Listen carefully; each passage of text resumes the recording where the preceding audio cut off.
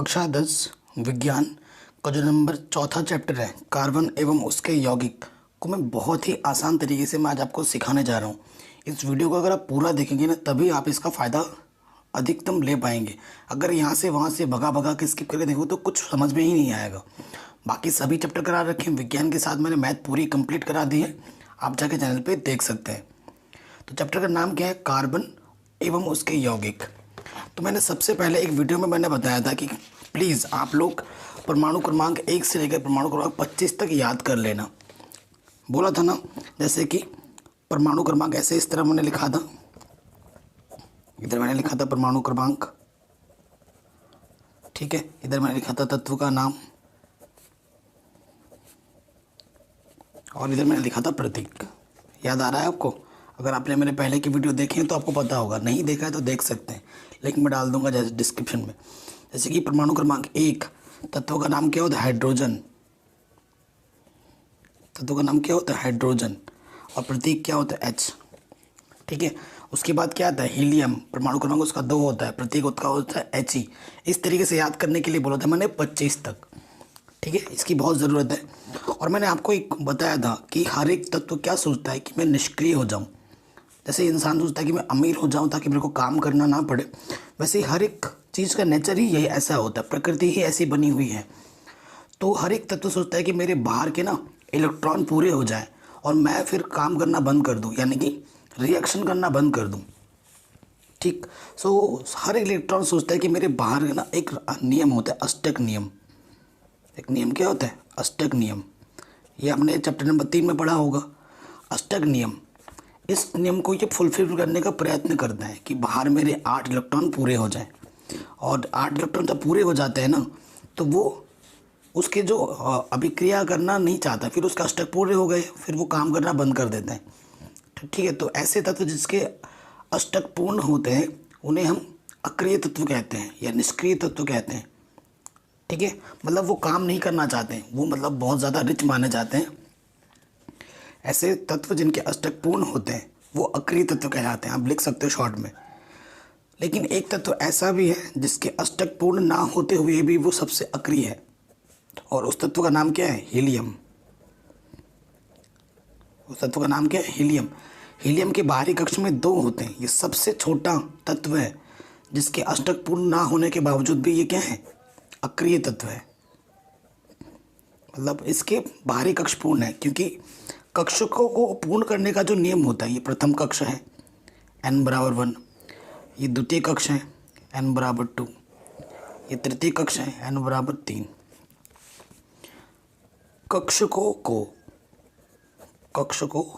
को भरने का जो नियम होता है ना, भरने का नियम, ऐसे आम भाषा में लिखवा रहा हूँ मैं ताकि आप समझ पाए आराम से। एक फॉर्मूला होता है 2n²। ठीक है, अगर प्रथम कक्ष की मैं बात कर रहा हूँ, अगर इस कक्ष की मैं बात कर रहा हूँ तो सूत्र में रख दोगे तो क्या हो जाएगा? 2n की जगह पर 1 स्क्वायर, 1 का वर्ग तो 1 ही होता है, तो 2 गुणा 1 यानी कि 2। तो प्रथम कक्ष में ज़्यादा से ज़्यादा कितने आ सकते हैं? 2। ठीक है, इस फॉर्मूले पर रख दिया। और दूसरे कक्षक की बात करोगे तो ये 2 रखोगे तो यहाँ 2 2 दूनी 4 दूनी 8। दूसरे कक्ष में अधिकतम कितने आ सकते हैं? अधिकतम की बात हो रही है 8। और अष्टक नियम भी बोलता है कि 8 पूर्ण करो। और n बराबर 3 रखोगे तो तीसरे का मिलेगा, फिर n बराबर 4 रखोगे तो अधिकतम चौथे का मिलेगा। लेकिन नियम होती है अष्टक। अगर अष्टक पूर्ण होते हैं ना तो उसे अक्रिय तत्व की श्रेणी में गिना जाता है। और सबसे छोटा तत्व जो अक्रिय होता है वो है हीलियम, क्योंकि 2 से ज़्यादा भर ही नहीं सकते इसमें आप, और एक ही कक्षक है इसके पास, है ना, क्योंकि कक्षकों में भरने का जो नियम है कि प्रथम कक्षा में अधिकतम 2 भर सकते हैं, द्वितीय कक्षा में अधिकतम 8 भर सकते हैं, तृतीय कक्षा में अधिकतम 18 भर सकते हैं, ऐसे चलता है। ठीक है, तो हीलियम के पास 2 ही हैं तो अधिकतम आप 2 ही भर सकते हो। ये बहुत ज़रूरी है इसको समझना। ठीक है, तो सबसे छोटा तत्व जो अक्रिय होता है वो है हीलियम। और हाइड्रोजन क्या सोचता है? हाइड्रोजन के पास 1 है, अगर उसको और एक इलेक्ट्रॉन मिल जाए तो वो हाइड्रोजन से क्या बन जाएगा? हीलियम। और वो फिर क्या हो जाएगा? अमीर बन जाएगा, यानी कि हीलियम बन जाएगा, अक्रिय हो जाएगा। ठीक है, तो हर एक तत्व ना आबंध बनाने का सोचता है। क्या बनाने का सोचता है? आबंध। अभी हम पढ़ेंगे आबंध के बारे में। आबंध को अंग्रेजी में बॉन्ड बोला जाता है। बॉन्ड कई तरह के पढ़ोगे आप पढ़ोगे 3 तरह के बॉन्ड, ठीक है। ये अंग्रेजी में सिंगल बॉन्ड, फिर बोलते हैं डबल बॉन्ड, फिर बोलते हैं ट्रिपल बॉन्ड। 3 तरीके के बॉन्ड होते हैं, ठीक है। Single bond, double bond, triple bond. Bond मतलब आबंध। सिंगल का मतलब होता है एकल बंध, द्विबंध, त्रिबंध, ठीक है। तो इस तरीके के बॉन्ड के बारे में हम जानेंगे, लेकिन चैप्टर का नाम क्या है? कार्बन। कब थोड़ा कार्बन के बारे में पहले बता देता हूँ, फिर आबंध के बात करेंगे हम। कार्बन को हम लिखते हैं किससे? परमाणु क्रमांक कार्बन का कितना होता है? 6 होता है, ठीक है। अगर इसकी संयोजकता की बात की जाए, अगर इसकी संयोजकता की हम बात करें, कार्बन का 6 है। तो अभी मैंने बोला था कि प्रथम कक्ष में कितने आ सकते हैं? अधिकतम 2। प्रथम कक्ष में अधिकतम 2 आ सकते हैं। इस 2 को 6 से घटाओ, 6 में से 2 जाएगा तो 4। और द्वितीय कक्ष में अधिकतम कितने आ सकते हैं? 4। अगर मैं इसको बनाऊं, ये ऑक्सीजन कार्बन है ना, ये मैं इधर बनाता हूँ। ये पहला प्रथम कक्ष ज़्यादा छोटा बन गया था ना, ये इसके बाद द्वितीय कक्ष, क्योंकि 2 ही है, 1 2। तो प्रथम कक्ष में कितने आ सकते हैं? अधिकतम 2। और कितने आ सकते हैं? 4, ठीक है। तो इसके बाहरी कक्ष में कितने हैं? 1 2 3 4, ठीक है। तो कार्बन की चतुसंयोजकता होती है। कितनी संयोजकता होती है? चतुसंयोजकता, क्योंकि बाहर में कितने इलेक्ट्रॉन है? 4 इलेक्ट्रॉन है। तो कार्बन सोचता है कि मेरे को और 4 मिल जाए तो मेरे अष्टक पूर्ण हो जाएंगे, बाहर 8 इलेक्ट्रॉन हो जाएंगे और फिर मैं निष्क्रिय हो जाऊंगा, सोचता है। तो चतुसंयुक्त क्यों होती है? क्योंकि इसके बाहर में कितने इलेक्ट्रॉन है? 4 इलेक्ट्रॉन है। क्योंकि परमाणु क्रमांक 6 होते हैं, पहले कक्ष में 2 से आएंगे, बचे कितने? 4। चतुसंयोजकता होती है, ठीक है। इसलिए क्वेश्चन बनता है कि कार्बन की चतुसंयोजकता से आप क्या समझते हैं? कार्बन की कितनी संयोजकता होती है? तो आप बोलेंगे चतुसंयोजकता होती है, क्योंकि इसके बाहर में 4 इलेक्ट्रॉन उपस्थित हैं और वो सोचता है कि मेरे अष्टक पूर्ण हो जाए। तो इसी के कारण वो कार्बन की जो संयोजकता होती है वो चतुसंयोजकता होती है। अब कार्बन के बारे में आप 2 चीज़ें पढ़ोगे। कार्बन का जो गुण है ना, कार्बन के बारे में बोलोगे, आप पढ़ोगे श्रृंखलन, अभी आएगा। एक चीज़ पढ़ोगे श्रृंखलन और दूसरी चीज़ पढ़ोगे अब चतुसंयोजकता। क्या पढ़ोगे? चतुसंयोजकता। तो इन 2 चीज़ों को मैं समझा नहीं पाऊँगा, क्योंकि मेरे को अभी आबंध के बारे में आपसे बातें करनी है कि आबंध क्या होता है, single bond, double bond, triple bond, एकल बंध, द्विबंध, त्रिबंध। इसको जब मैं समझा दूंगा तो उसके बाद हम श्रृंखलन के बारे में, चतुसंयोजकता के बारे में हम आराम से समझ पाएंगे, सीख पाएंगे, ठीक है। तो मैं सबसे पहले आपको क्या करता हूँ ना, मैं सबसे पहले आपको सिखाता हूँ किसके बारे में? सिंगल बॉन्ड के बारे में, डबल बॉन्ड के बारे में, ट्रिपल बॉन्ड के बारे में, ठीक है ना। इन बॉन्ड के बारे में जानकारी लेते हैं, फिर बात करते हैं।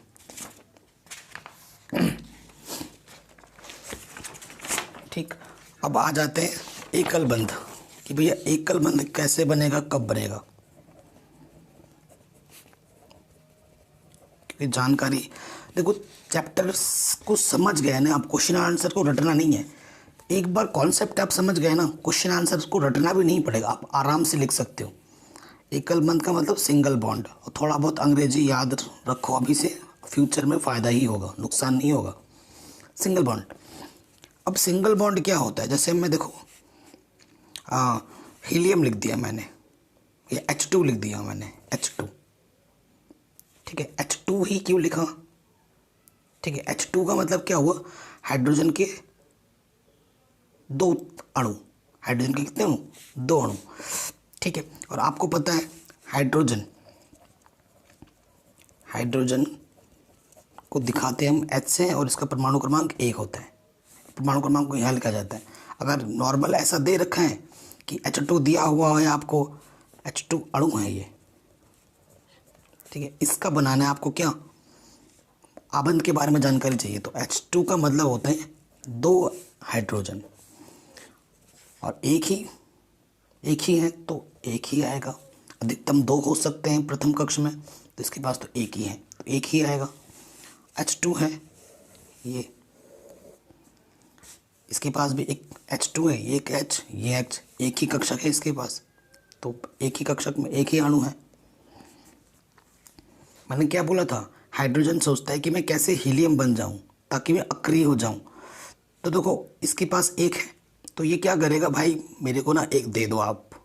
वो क्या आगे के टाइम में क्या होता था कि थोड़ा सा आटा हमारे घर में कम पड़ जाता था तो हम दूसरे से भैया एक कटोरी आटा दे दो, तो हम ले लेते थे, उससे हम खाना बना लेते थे। फिर जब हमारे पास आता था फिर वो उनको एक कटोरी आटा हम लौटा देते थे। तो हाइड्रोजन क्या बोलता है, इसके पास आता है, बोलता है कि एक काम करते हैं, हम आपस में ना साझेदारी करते हैं। क्या करते हैं, साझेदारी, लेन देन करते हैं, आप भी मेरे को एक दो, मैं भी आपको एक दूंगा, ठीक है, ये बोलता है। यानी कि हाइड्रोजन इसके पास है एक, ये इससे ले रहा है और इसको ये दे भी रहा है। तो इसके पास एक है, ये लिया इसने, 2 हो गए। इसके पास भी एक है, इसने लिया, इसके भी 2 हो गए। तो इसके भी 2 पूर्ण हो गए, इसके भी 2 पूर्ण हो गए। कितने कितने इलेक्ट्रॉनों की साझेदारी हुई, एक एक की साझेदारी हुई। जब एक एक इलेक्ट्रॉन की साझेदारी होती है ना तो उसे हम क्या बोलते हैं, सिंगल बंध, एकल बंध, सिंगल बॉन्ड बोलते हैं। तो इसको लिखने का जो तरीका है ना, एक एक की साझेदारी हुई है तो ऐसे दिखाते हैं, एक साझेदारी हुई तो ऐसे दिखाएंगे, ये वाला सिंगल बॉन्ड, ठीक है, ये वाला क्या आ गया, सिंगल बॉन्ड। अब मैं आपको एक उदाहरण देता हूँ द्विबंध का, क्योंकि आबंध के बारे में समझना बहुत ज़रूरी है, नहीं तो बाकी चीज़ें मैं समझा नहीं पाऊँगा। डबल बॉन्ड, इसे हम क्या बोलते हैं, डबल बॉन्ड। डबल बॉन्ड के लिए हम क्या लिखते हैं, O2 अणु ले लिया। O2 अणु का मतलब ऑक्सीजन के 2 कण, ठीक है। अब आप ऑक्सीजन के बारे में थोड़ा जान लो। ऑक्सीजन का जो प्रतीक होता है वो होता है O, और इसका परमाणु क्रमांक कितना होता है, 8। आपको पता है प्रथम कक्ष में कितने आ सकते हैं, अधिकतम 2। 8 में से 2 घटाओ कितना आ जाएगा, 6। और द्वितीय कक्ष में अधिकतम कितने आ सकते हैं, 8। तो प्रथम कक्ष में 2 है, द्वितीय कक्ष में 6 है। और ऑक्सीजन का मतलब, इसका मतलब ये हुआ कि ऑक्सीजन के कितने कक्षक होते हैं, 1, 2। ऑक्सीजन के कितने अणु हैं, 2 अणु हैं। कितने कक्षक हैं इसके, अब की बार 2। यहाँ मैंने O लिख देता हूँ, प्रथम कक्षक द्वितीय कक्षक, प्रथम कक्षक द्वितीय कक्षक। और एक चीज़ मैं आपको बोलना चाहूँगा, जब हम आबंध की बात करते हैं हमें अंदर के कक्षकों से कोई लेना देना नहीं है, हमें सिर्फ मैटर करता है बाहर का कक्षक। अगर मैं यहाँ पर अंदर का कक्षक ना बनाऊँ तो कोई दिक्कत नहीं है, मेरे नंबर नहीं कटेंगे।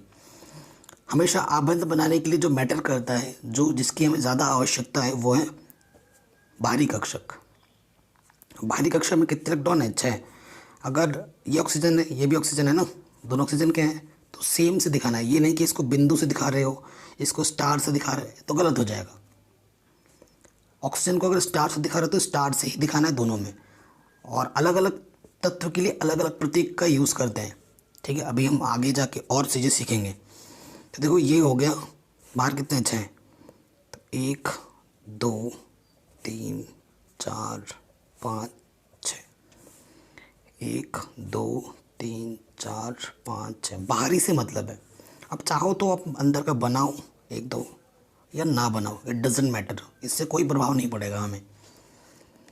अब मैंने आपको एक सिंपल सी बात बताई थी, अष्टक वाला नियम, कि प्रत्येक तत्व ये सोचता है कि उसके बाहर के 8 पूर्ण हो जाए तो फिर वो अक्रिय बन जाएगा। ये नियम हमेशा याद रखना, 8। इसके बाहर कितने हैं, 6 है, इसे कितने चाहिए भाई, 2 चाहिए इसको। अब मैंने वही बोला, वो खुद तो देगा नहीं, वो खुद तो पागल नहीं है कि भाई अपना 2 दे दिया फिर 2 लेगा नहीं, तो उसे तो हम पागल बोलेंगे ना। तो वो क्या करेगा, इसके साथ जाएगा और बात करेगा, भाई एक काम करते हैं ना, आप और मैं 2 की क्या कर लेते हैं, साझेदारी कर लेते हैं, ठीक है। क्योंकि इस भाई के पास भी 6 इलेक्ट्रॉन है, इसे भी 2 की आवश्यकता है, तो इसका 8 पूर्ण हो जाएंगे, अष्टक पूर्ण होंगे। और इस भाई को भी 2 की ज़रूरत है, 6 है, 2 ले लेगा, 8 हो जाएगा। तो 2 की आपस में क्या कर लेगा, साझेदारी कर लेगा, तो अष्टक पूर्ण हो जाएंगे, ठीक है। सो जब 2 इलेक्ट्रॉनों की आपस में साझेदारी होती है ना, तो उसे बोलते हैं द्विबंध, डबल बॉन्ड। ठीक है, तो इसको हम इस प्रकार से लिखते हैं, डबल बॉन्ड, दो दो की साझेदारी हुई है तो ये डबल बॉन्ड है। ठीक है, आया समझ में। अधिकतम साझेदारी single bond, double bond, triple bond तक होती है। चतुर्थ बॉन्ड का कोई चक्कर नहीं है, ये ध्यान रखना, हो ही नहीं सकता चतुर्थ बॉन्ड का। ठीक है, क्यों नहीं हो सकता वो मैं बता रहा हूँ। पहले ट्रिपल बॉन्ड के बारे में जानकारी ले लेते हैं। त्रिबंध कब बनेगा? त्रिबंध को अंग्रेजी में बोलते हैं ट्रिपल बॉन्ड। ट्रिपल बॉन्ड का सिंबल ये। ठीक है, अब देखो एक उदाहरण ले लिया मैंने N2। N2 का मतलब नाइट्रोजन के दो अणु। N का मतलब क्या होता है? नाइट्रोजन। नाइट्रोजन का प्रतीक होता है N और परमाणु क्रमांक कितना होता है? 7। ठीक है, परमाणु क्रमांक कितना होता है? नाइट्रोजन का परमाणु क्रमांक 7 होता है। ठीक है, तो ये चीज़ आ गई। ठीक है, तो प्रथम कक्षा में कितने आते हैं अधिकतम इलेक्ट्रॉन? तो 7 में से 2 घटाओ कितना होगा? दूसरी कक्षा में 5। कितने अणु नाइट्रोजन के? 2 अणु। इसका बनाना है ना, तो यहाँ नाइट्रोजन लिखा, यहाँ नाइट्रोजन लिखा। मैंने अभी आपको बोला था कि अंदर के कक्षक से मेरे को कोई लेना देना नहीं है। जब आवंत की बात होगी मेरे को लेना है बाहरी कक्षक से। तो 1 2 कितने? 5 है ना, 3 4 5, 1 2 3 4 5। इसके पास 5 है, इसे कितने चाहिए स्टेप पुट करने के लिए? 3 चाहिए। तो अब ये क्या करेगा? इसको भी 3 चाहिए, तो ये क्या करेगा? 3 की साझेदारी करेगा। जब 3 इलेक्ट्रॉनों की साझेदारी होगी तो उसे हम क्या बोलेंगे? त्रिबंध, ट्रिपल बॉन्ड। तो देखो इसके पास 5 थे, 3 ले लिया, 8 हो गए। इसके पास 5 थे, 3 ले लिया, 8 हो गए। तो 3 इलेक्ट्रॉनों की साझेदारी हुई है, तो ये त्रिबंध है। तो मैंने आपको single bond, double bond, triple bond है ना, इसके बारे में बता दिया है। ठीक है, आया समझ में आपको? तो बंध के बारे में तो पता चल गया। अब एक टॉपिक आएगा श्रृंखलन। 4 पूर्ण नहीं हो सकते, 4 की साझेदारी कभी नहीं हो सकती। ठीक है, क्योंकि उसके लिए बहुत ऊर्जा की आवश्यकता होती है, तो वो होता नहीं है, इसी वजह से नहीं हो पाता। तो मैं आपको सिखा रहा हूँ एक चीज़। कार्बन के गुण होते हैं। क्या गुण होता है? कार्बन के 2 गुण होते हैं। अभी मैंने आपको बताया था, कार्बन यानी कि 6 प्रथम कक्ष में 2, दूसरे में 4। ठीक है, तो इसके 2 गुण हैं। एक मैंने अभी आपको बताया था श्रृंखलन। क्या बताया था मैंने आपको? श्रृंखलन। और दूसरा मैंने अभी आपको बताया था चतुसंयोजकता। अब इसके बारे में हम बात करते हैं।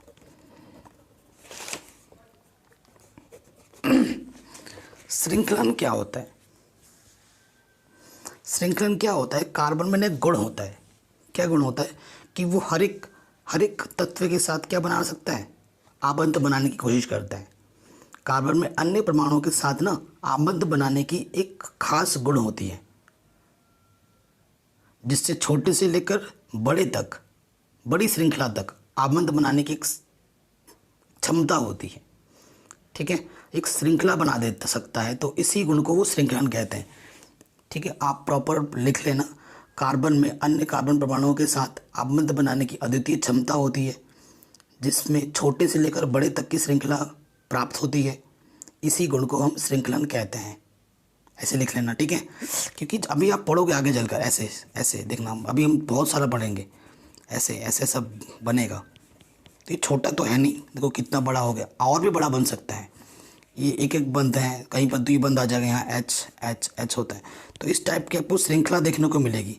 कभी लंबी चलेगी, कभी छोटी श्रृंखला बनेगी, ठीक है ना, कभी ऐसा बनेगा, तो कभी अलग अलग टाइप की श्रृंखला बनेगी। तो इसी गुण को हम क्या कहते हैं? श्रृंखलन कहते हैं।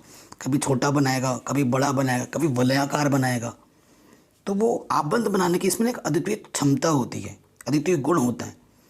कार्बन में, ये जो कार्बन है ना, कार्बन में अन्य कार्बन परमाणुओं के साथ, ये कार्बन है और एक कार्बन परमाणु के साथ, ठीक है, कार्बन में अन्य कार्बन परमाणुओं के साथ आबंध बनाने की अद्वितीय क्षमता होती है। ये लघु से लेकर दीर्घ अणुओं के साथ एक बड़ी श्रृंखला भी बना सकती है। इसी गुण को क्या बोलते हैं?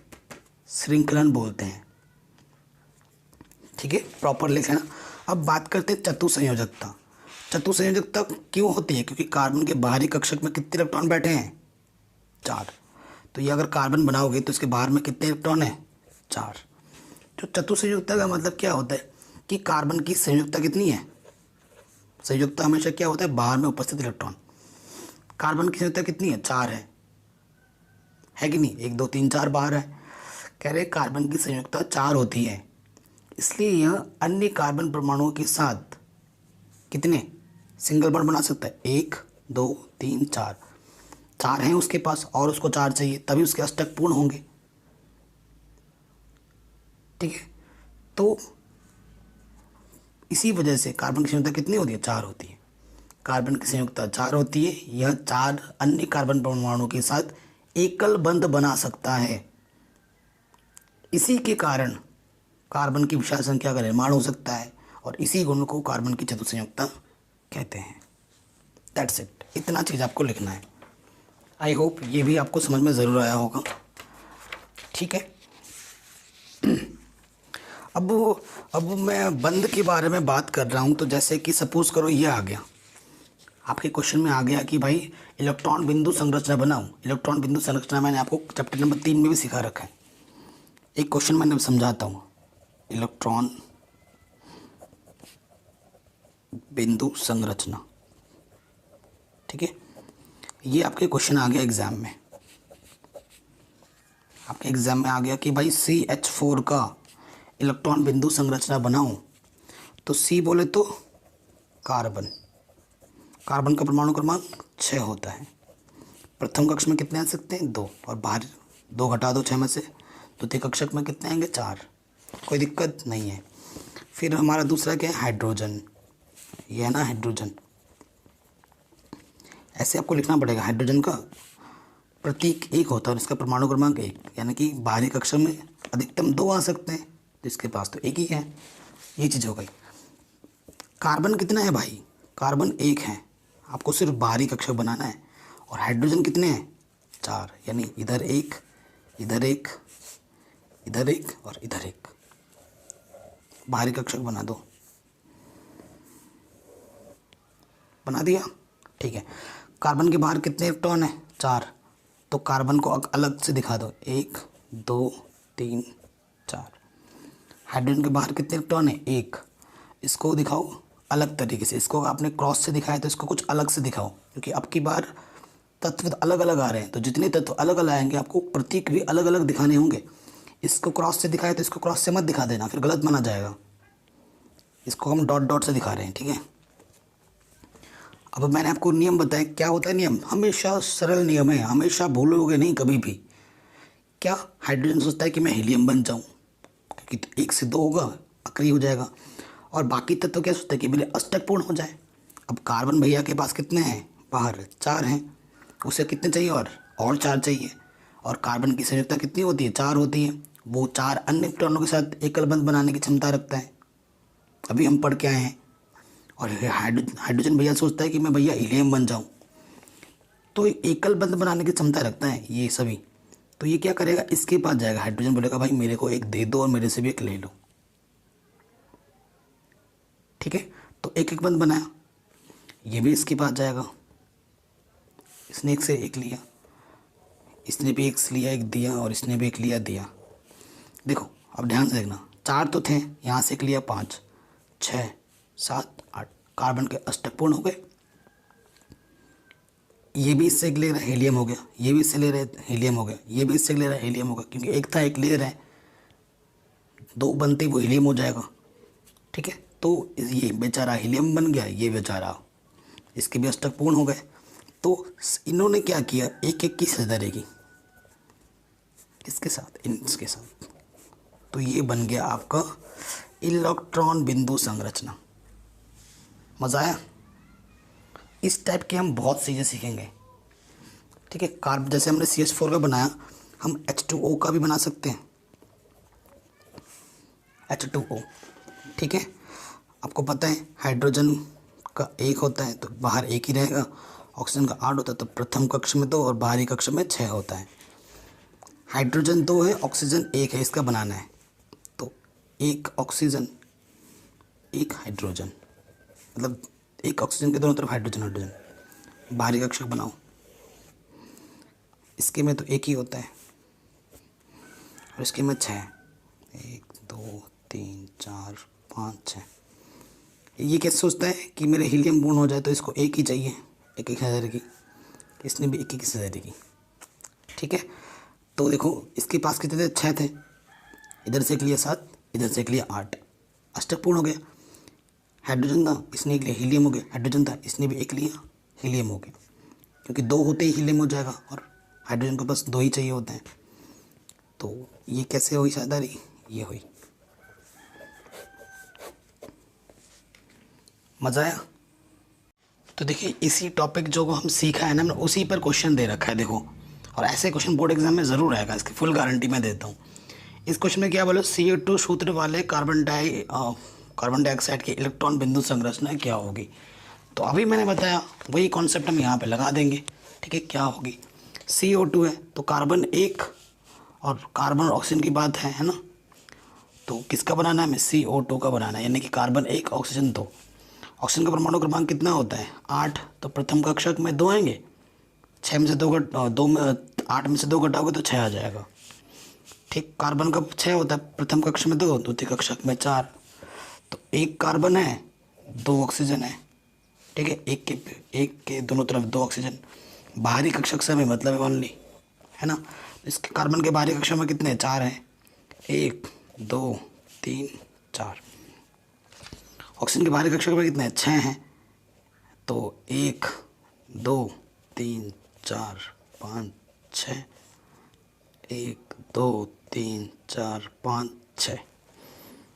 ठीक है, तो देखो अब ऑक्सीजन को कितने कितने चाहिए? इसके बाहर में 4 है तो इसे 8 चाहिए, और 4 और चाहिए 8 बनाने के लिए। इसके बाद 6, इसे 2 चाहिए। तो ये क्या करेगा? इसके पास आएगा और 2 2 की साझेदारी करेगा। तो 6 थे, 2 लिया, 8 हो गया। और इसके 4 थे और इसने भी 2 लिया, इसके 6 हो गए। ये भी यहाँ से 2 2 की साझेदारी करेगा। तो इसके पास 6 थे, 2 लिया, 8 हो गया। इसने भी 2 दिया, इसके भी इधर 6 हुए थे, 8 हो गया, है ना। 2 2 की साझेदारी कर रहा है, तो डबल बॉन्ड। तो ये बन गया इलेक्ट्रॉनिक बिंदु संरचना। या इसको अगर प्रॉपर वे में लिखोगे तो 2 2 की साझेदारी कर रहे हैं, तो ऐसे लिख सकते हो। इसे बोलते हैं इलेक्ट्रॉनिक बिंदु संरचना। इसी तरह इसमें बोल रहा है सल्फर 8, जो दूसरा क्वेश्चन है ना इसमें, और क्या बोल रहा है? सल्फर के 8 परमाणु H8 का बनाना है। सल्फर के 8 परमाणु हैं, उसका क्या होगा आपको बताना है। ठीक है, तो सल्फर का क्या होता है? परमाणु क्रमांक 16। तो प्रथम कक्षक में 8 आएगा, द्वितीय कक्ष में अधिकतम, सॉरी प्रथम कक्षा में अधिकतम 2 आता है, द्वितीय कक्षा में अधिकतम 8 आता है। 2 और 8 10, बचे कितने? 6।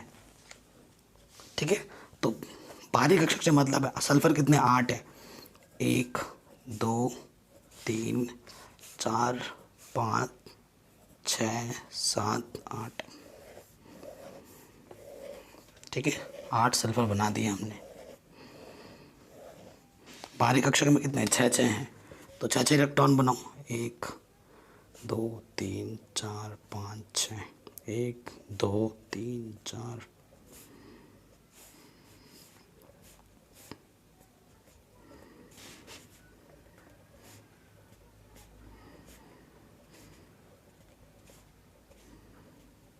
छः छः बना दे रहे हैं फटाफट। ठीक है,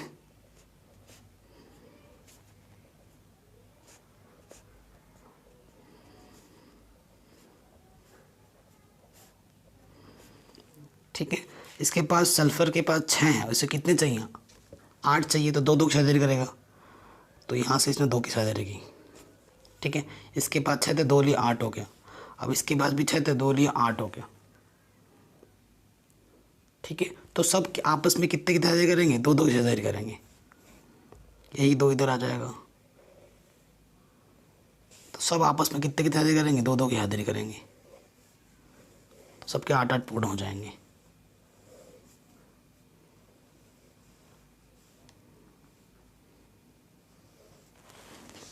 तो ये इसका क्या होगा? इलेक्ट्रॉनिक बिंदु संरचना हो गया।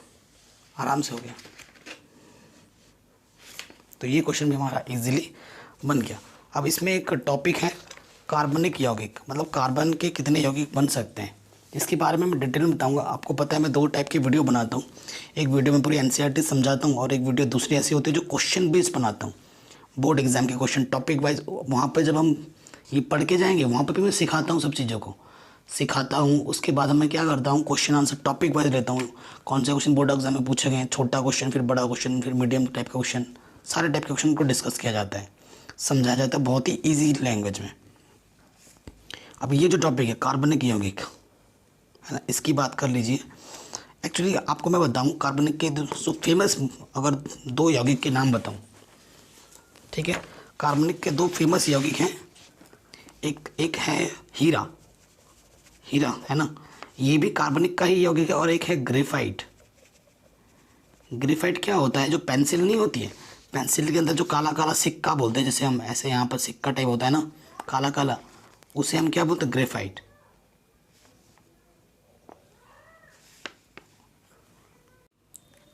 तो 2 यौगिक मैंने बता दिए, हीरा और एक ग्रेफाइट। हीरा इतना महंगा है कि क्या बताएं, और जो हमारा ग्रेफाइट इतना सस्ता है कि क्या बताएं। दोनों ही एक ही चीज़ के बने हुए हैं, ठीक है, लेकिन उनके जो रासायनिक गुण हैं वो अलग अलग है, सॉरी भौतिक गुण है जो वो अलग अलग है, लेकिन जिनके रासायनिक गुण है वो बिल्कुल सेम है। अभी इस टॉपिक को हम और आगे जाके पढ़ेंगे, एक टॉपिक आएगा कार्बन की अपरूपता, तो वहाँ पर इस चीज़ के बारे में डिटेल में जानेंगे, तो वो अभी आगे आने वाला है। ये चीज़ आपको समझ में आ गई। चतुसंयुक्ता को मैं पहले ही बता चुका हूँ, श्रृंखलन को मैं पहले ही बता चुका हूँ, ठीक है। तो इस आर्टिकल को पूरा आप अच्छे से पढ़ लीजिएगा। सॉरी, नेक्स्ट टॉपिक है संतृप्त एवं असंतृप्त कार्बनिक यौगिक, ठीक है। अगर मैं इस चीज़ को शॉर्ट में बताऊं कि संतृप्त क्या होता है, असंतृप्त क्या होता है, तो आप एकदम से समझ जाएंगे। शॉर्ट ट्रिक, संतृप्त इधर लिखो और इधर असंतृप्त लिखो, याद रखने का शॉर्ट ट्रिक बता रहा हूं मैं। देखो संतृप्त क्या होगा, क्या देखो,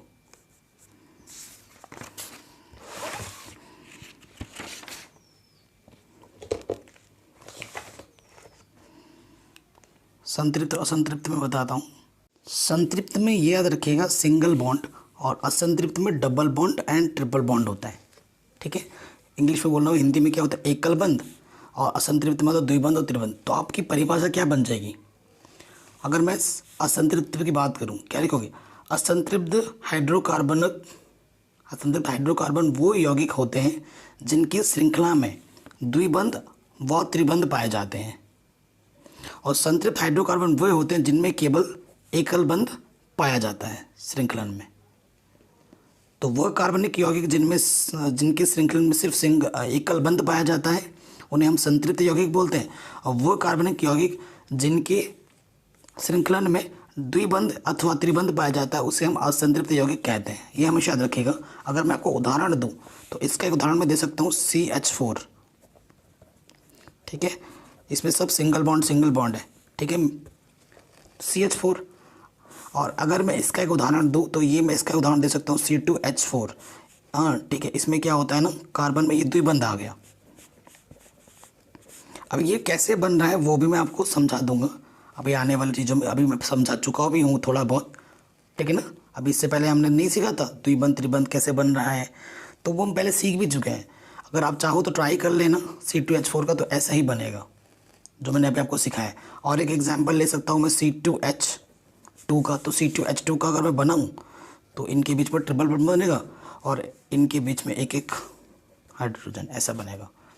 तो वह कार्बनिक यौगिक जिनमें त्रिबंध या द्विबंध पाया जाता है वो असंतृप्त कार्बनिक यौगिक होते हैं, और वो कार्बनिक यौगिक जिनमें सिर्फ एकल बंध पाया जाता है उन्हें हम संतृप्त कार्बनिक यौगिक कहते हैं, ठीक है। सिंपल एंड स्वीट, आराम से आ गया समझ में। तो ये चीज़ हो गई। अब श्रृंखलाएं, शाखाएं और वलय, इसके बारे में हम चर्चा करेंगे। तो अभी एक फेमस टॉपिक है, फेमस बहुत ही ज़्यादा फेमस, ठीक है, आपको पता होना चाहिए, क्योंकि अभी आपको कार्बन का नामांकन करने के लिए भी आएगा आगे। और ये नामांकन अगर आप आगे की कक्षा में विज्ञान लेना चाहते हैं तो ये चीज़ आपको ज़िंदगी भर हेल्प करेगा। कक्षा 11 में, 12 में, बीएससी में, एमएससी में, हर जगह आएगा, हर जगह। ठीक है। सो देखो, अभी आप कक्षा 6 और 10 में है तो 6 हैं, वैसे तो 10 होते हैं, लेकिन अगर अभी क्लास 10 का सिलेबस जो है ना, उसके हिसाब से अगर हम पढ़ें तो कार्बन के 6 हैं। अगर एक कार्बन होगा तो क्या होगा, 2 होगा तो क्या होगा, 3 हो तो क्या होगा नाम, 4 हो तो कार्बन क्या होगा, 5 हो तो कार्बन क्या होगा, 6 हो तो कार्बन का नाम क्या होगा। ठीक है। अगर एक कार्बन होता है किसी श्रृंखला में तो मैथ बोला जाता है उसे। अभी ए मैथ वो तो बात की बात है। तो अगर 2 कार्बन हो तो एथ बोला जाता है, 3 हो तो प्रोप बोला जाता है, 4 हो तो ब्यूट बोला जाता है, 5 हो तो पेंट बोला जाता है, और 6 हो तो हेक्स बोला जाता है। और भी हैं, लेकिन अभी आपके कक्षा में 6 तक का ही है। ठीक है। यही आपके सिलेबस में तो यही तक ही हम पढ़ेंगे। ठीक है। Math, eth, prop, but, pent, hex, ये ऐसे याद कर लो नाम से। Math, eth, prop, but, paint, head. 10 बार पढ़ो, 2 बार लिखो, अपने आप याद हो जाएगा। Meth, eth, prop, but, pent, hex, meth, eth, prop, but, pent, hex, ऐसे करके पढ़ो और 2-3 बार खुद लिखो। अगर कोई मिस्टेक हो रही है तो आपको पता चल जाएगा। बहुत ज़रूरी है। अब कब मीथेन होता है, कब मीथीन होता है, कब मिथाइन होता है, वो डिपेंड करता है बंद पर। ठीक है। अगर सिर्फ एक बंद होगा ना किसी में, सब जगह एक बंद लगा होगा, तो एक बंद में नाम के बाद में एन जोड़ा जाता है। नाम के बाद में क्या जोड़ा जाता है, एन। अगर द्विबंध होता है, द्विबंध का मतलब ऐसा होगा, एक बंद का मतलब अगर ऐसा होगा सिर्फ, तो नाम के बाद में इन जोड़ा जाता है। क्या जोड़ा जाता है, इन। अगर त्रिबंध होगा तो नाम के बाद में आइन जोड़ा जाता है। ठीक है। अगर ये सिंगल बॉन्ड में है सिर्फ तो मीथेन होगा, अगर द्विबंध में होगा तो मीथीन होगा, अगर त्रिबंध में है तो मिथाइन होगा। अगर यही चीज़ एथ सिंगल बॉन्ड के लिए एथेन, डबल बॉन्ड में आएगा तो एथीन, और ट्रिपल बॉन्ड में आएगा तो एथाइन। ये सिंगल बॉन्ड में आएगा तो प्रोपीन, प्रोपीन, और डबल बॉन्ड में आएगा तो प्रोपीन, और ट्रिपल बॉन्ड में आएगा तो प्रोपाइन। यही चीज़ अगर सिंगल बॉन्ड में आएगा तो ब्यूटेन, डबल बॉन्ड में आएगा तो ब्यूटीन, और ट्रिपल बॉन्ड में आएगा तो ब्यूटाइन। ये आएगा तो पेंटेन, डबल बॉन्ड में पेंटीन, ट्रिपल बॉन्ड में पेंटाइन। और ये चीज़ सिंगल बॉन्ड में आएगा तो हेक्सेन, डबल बॉन्ड में हेक्सीन, ट्रिपल बॉन्ड में हेक्साइन। नाम के बाद में एन, इन, आइन जोड़ते हैं। सिंपल। तो इस तरीके से ये जो श्रृंखला है आपको याद कर लेनी है। मीथेन सिंगल बॉन्ड के लिए दे रखा उदाहरण ये आपको, मीथेन, इथेन, प्रोपेन। देखो इसमें कार्बन 1 है, इसमें कार्बन 2 है, इसमें कार्बन 3 है, इसमें कार्बन 4 है, इसमें 5 है, और नीचे वाले में 6 है। ठीक है। तो याद कर लीजिएगा प्लीज़ गाइस, अच्छे से याद कर लेना। कार्बन की बहुत सारी श्रृंखलाएं होती हैं। ये एक श्रृंखला है, ये एक श्रृंखला है।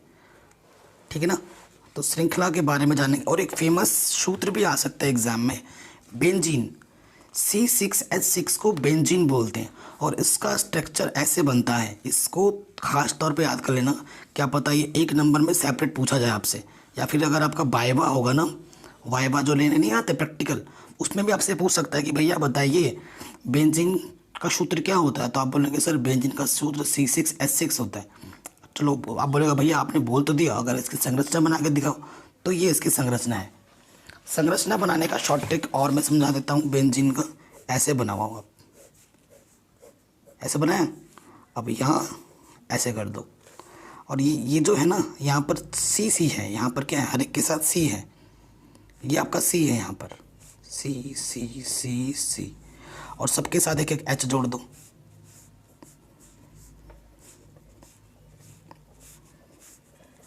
ठीक है। तो ये हमारा क्या बन गया, C6H6 बेंजीन, C6H6 बेंजीन। ठीक है। तो ये याद रखना। अब एक टॉपिक है, मुझसे दोस्ती करोगे। ठीक है। तो मुझसे दोस्ती करोगे, आपने शायद एक मूवी भी है मुझसे दोस्ती करोगे, वो मूवी देखी होगी। तो यहाँ पर मुझसे दोस्ती करोगे कौन बोलता है, कार्बन के साथ कौन से बोलते हैं, क्रियात्मक समूह। फंक्शनल ग्रुप, इसके बारे में चलेंगे बोल रहा हूँ, पढ़ेंगे, है ना। तो देखो, कुछ क्रियात्मक समूह के बारे में हम अभी कक्षा 10 में पढ़ेंगे, कुछ आगे भी जाके पढ़ेंगे, तो उसके बारे में जान लेते हैं, क्रियात्मक समूह के बारे में जान लेते हैं। देखो विषम परमाणु लिखा हुआ है यहाँ पर। विषम परमाणु में कौन कौन है? Chlorine, bromine.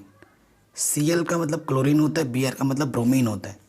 इसे हेलोजन ग्रुप में रखा जाता है, हेलोजन ग्रुप में, जिसमें आता है क्लोरो, ब्रोमो, ठीक है। और ये समूह का फॉर्मूला इस तरीके से लिखा था, Cl Br ऐसे जुड़ा होगा, ठीक है।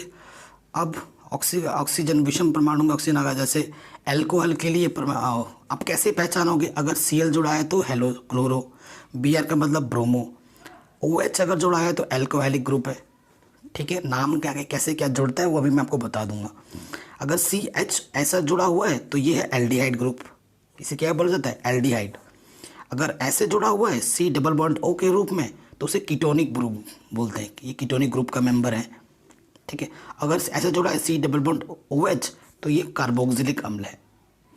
इसमें और इसमें अंतर है, ध्यान रखना, ठीक है। अभी मैं आपको डिफरेंस भी सिखा दूंगा, फिलहाल तो देख लो, अभी यहाँ पर देख लो कि ये Cl का मतलब क्लोरो, Br का मतलब ब्रोमो, OH जुड़ा है तो ये एल्कोहलिक ग्रुप है, CHO होता है तो ये एल्डिहाइड है, C डबल बॉन्ड O है तो कीटोनिक ग्रुप है, और C डबल बॉन्ड OH है तो कार्बोक्सिलिक अम्ल है, ठीक है। ये हमने बस देख लिया है।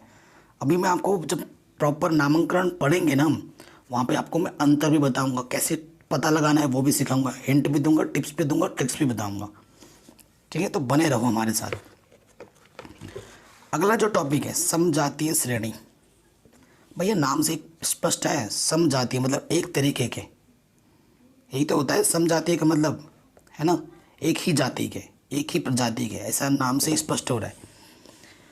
समजातीय श्रेणी क्या होती है, थोड़ा सा बढ़ा देता हूँ मैं आपको, वैसे तो मैं चाहता तो फटाक से 2 लाइन में लिख देता, तो देख लो। कह रहे आपने देखा होगा कि कार्बन परमाणुओं को आपस में जोड़कर विभिन्न लंबाई की श्रृंखला बनाई जा सकती है। ये श्रृंखलाएं शाखित भी हो सकती हैं, साथ ही इन कार्बनिक श्रृंखलाओं में स्थित हाइड्रोजन तथा अन्य परमाणुओं को उपरोक्त किसी भी प्रकार समूह में प्रतिस्थापित किया जा सकता है, ठीक है। तो ये सब छोड़ दो, ये सब पढ़ने से आप कन्फ्यूज़न में आ जाओगे, मैं आपको सीधा पॉइंट की बात बताता हूँ, ठीक है। यहाँ देखो, ये क्या है? CH4 है, यहाँ से देखिएगा, यहाँ से हमारा, मैं आपको परिभाषा बना दूंगा।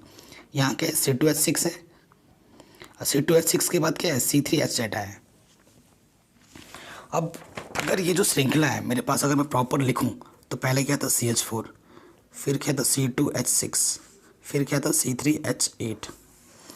अब देखो इनके बीच में एक ना फिक्स्ड अंतर होगा, एक था, यहाँ 2 हो गया, तो मतलब कितने का अंतर है? 1 का।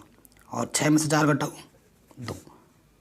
यहाँ से देखो, कार्बन 3 है, कार्बन 2 है, 3 में से 2 गया 1, 8 में से 6 घटाओ 2।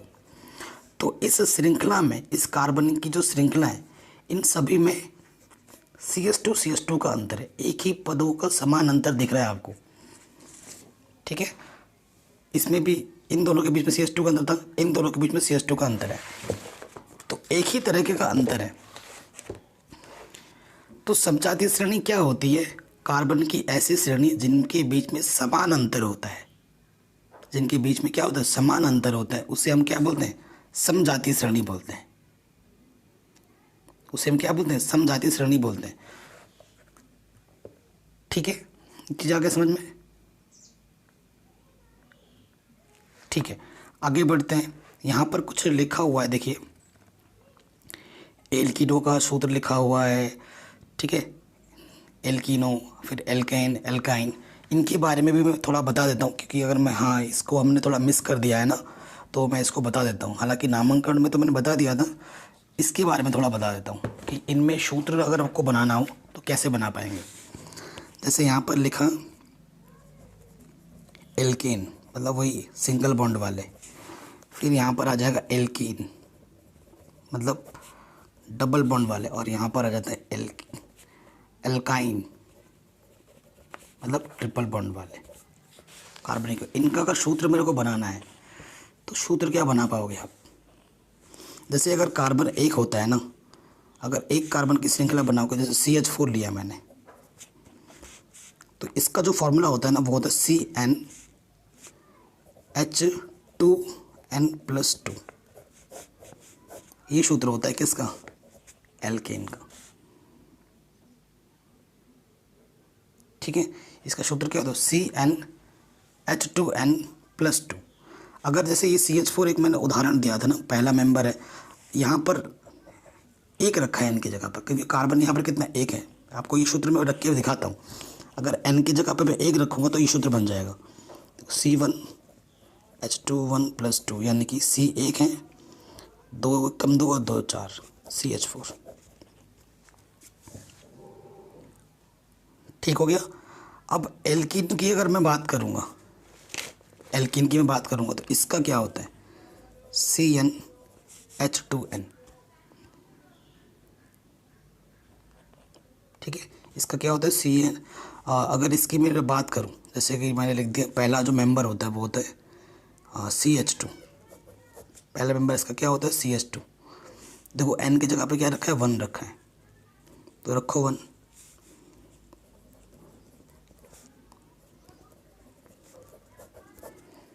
तो ये किसका मेंबर है? किसका सूत्र है ये? एल्कीन का।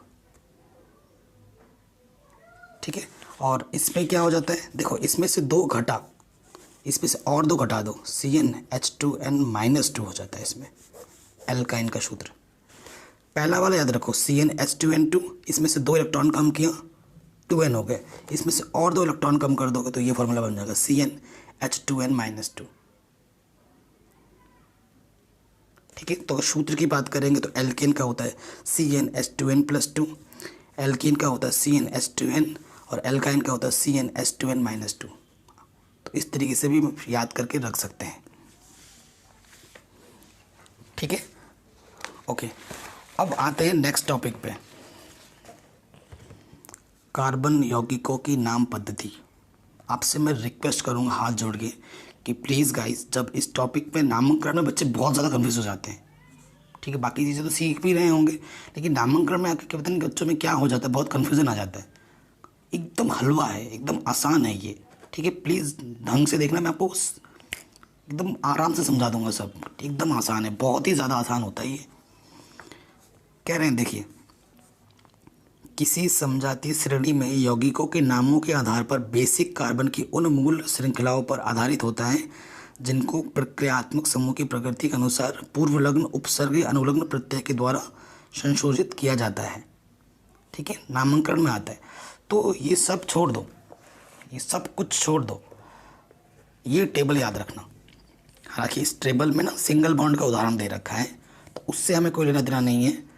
हमें बस फंक्शनल ग्रुप के बारे में पता होना चाहिए, और पता होना चाहिए कि पूर्वलग्न है या अनुलग्न है। पूर्वलग्न का मतलब होता है नाम के पहले लगता है, और अनुलग्न का मतलब होता है नाम के बाद में लगता है। ठीक है, अगर देखो हेलो एल्किन में क्या आता है? Chloro bromo आइडो।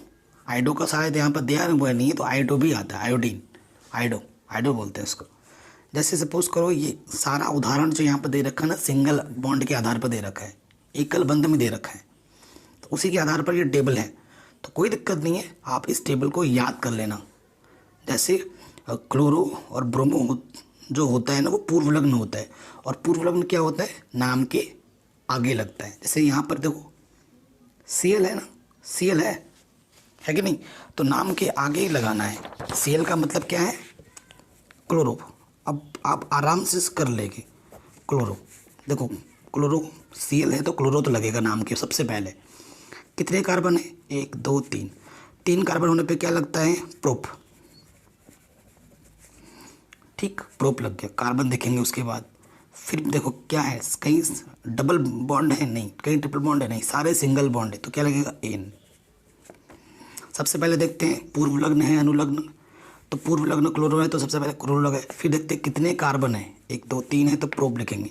फिर देखते हैं कितने एकल बंध है, द्विबंध है, त्रिबंध है, तो सारे एकल बंध है, तो एकल बंध के लिए नाम के बाद में एन लगता है। तो ये क्या होगा? Chloro plus prop plus ane, chloro propane. ठीक है, सेम यहाँ देखो Br लगा दिया। Br क्या होता है? ब्रोमो। तो ये क्या हो जाएगा, ब्रोमोप्रोपेन। ठीक है, आई लगा देते थे यहाँ पर तो आइडोप्रोपेन हो जाता। ठीक है, ओके, पहला समझ में आ गया ना। दूसरे वाले में आ जाओ, एल्कोहलिक ग्रुप में OL अनुलग्न होता है। ये अनुलग्न का मतलब नाम के बाद में लगता है।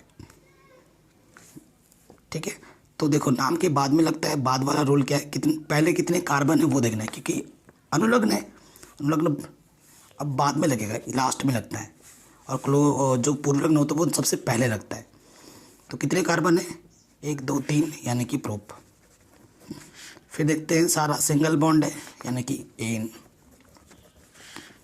OH जुड़ा हुआ है।